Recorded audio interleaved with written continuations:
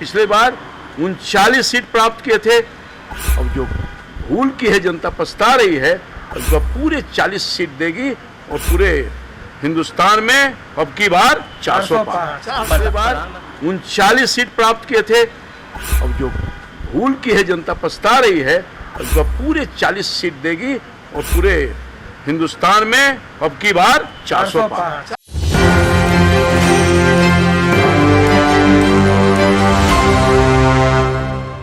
नमस्कार, मेरा नाम सदन। आप देख रहे हैं न्यूज़ 24। लोकसभा के चुनाव की डुगडुगी बज चुकी है। ऐसे में हमारे साथ बातचीत करने के लिए पाटलिपुत्रा से वर्तमान सांसद सिटिंग सांसद हैं रामकृपाल यादव। आपको एक बार फिर से भारतीय जनता पार्टी ने भरोसा किया है, उम्मीदवार बनाया है। क्या कहीं मीसा भारती आपके विपक्ष में है, कहीं चुनौती तो नहीं है? मैं सिर्फ भारतीय जनता पार्टी का उम्मीदवार नहीं हूँ, मैं एनडीए का उम्मीदवार हूँ।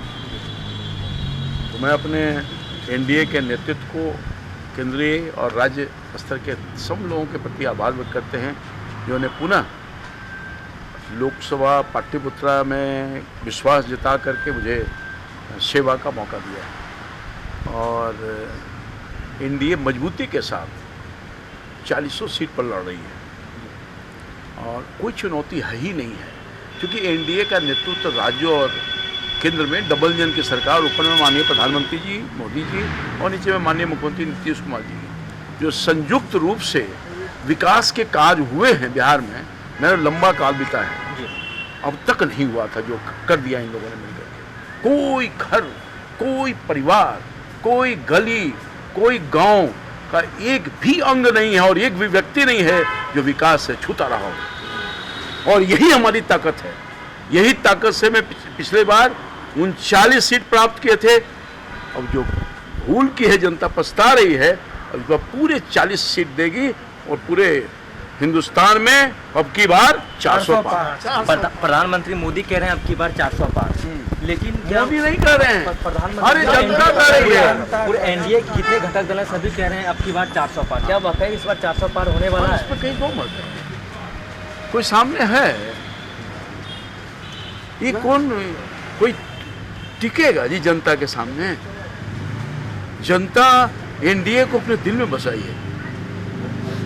मोदी और नीतीश का जो घर है वो सबके मन में है, उसको निकाल दोगे? हर जगह एक ही आवाज आ रही है, मोदी नीतीश जिंदाबाद जी, अब की बार 400 पार।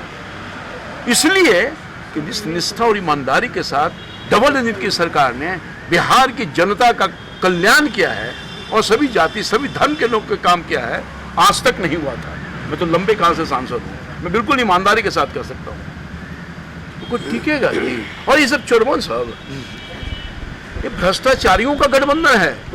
गठबंधन है कहाँ? जिसकी बुनियाद डाली थी, बुनियाद डालने वाला कौन नेता थे? माननीय मुख्यमंत्री नीतीश कुमार जी। मगर इनके व्यवहार से, इनके चाल चलन से हट गए, धराशायी हो गया। जो बुनियाद डाली थी नीतीश कुमार जी वही हट गए, तो घर कहाँ बचा भाई? खत्म।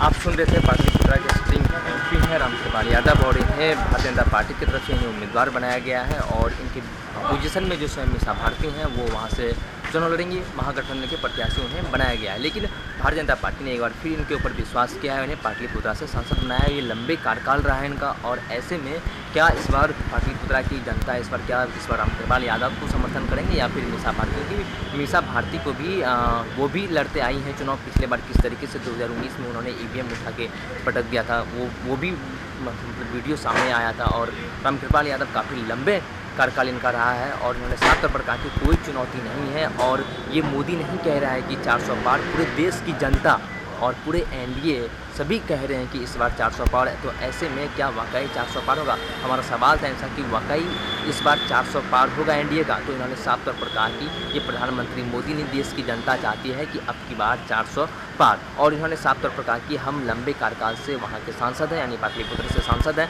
और ऐसे में कोई चुनौती नहीं है। ये लोग चोर हैं महागठबंधन वाले। और किस तरीके से इन्होंने, आपने देखा किस तरीके से इन्होंने बोला कि ये लोग चोर हैं और महागठबंधन का इस बार बिहार में खाता नहीं खुलेगा। 2019 में 40 लोकसभा की सीट में से हम लोग 39 सीट एनडीए की झोली में आया था, तो इस बार हम लोग जो है पूरे देश में 400 पार जाएगा और एनडीए बिहार में 40 की 40 लोकसभा की सीट जीतेगी। बहरहाल इस खबर में इतना ही। आगे की अपडेट के लिए आप बने रहिए न्यूज़ 24 पर।